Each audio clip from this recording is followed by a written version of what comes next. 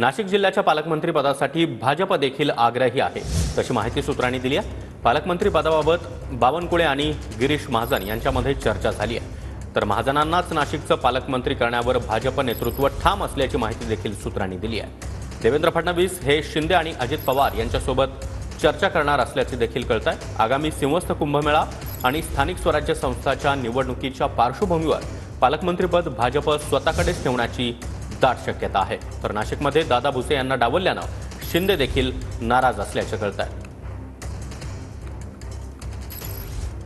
तर नाशिकच्या पालकमंत्रीपदी पुन्हा महाजनच का?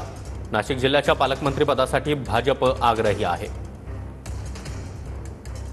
महाजनांनाच नाशिकचं पालकमंत्री करण्यावर भाजप नेतृत्व ठाम असल्याची माहिती सूत्रांनी दिली आहे। गिरीश महाजन हे देवेंद्र फडणवीसांचे अत्यंत विश्वासू सहकारी मानले जातात।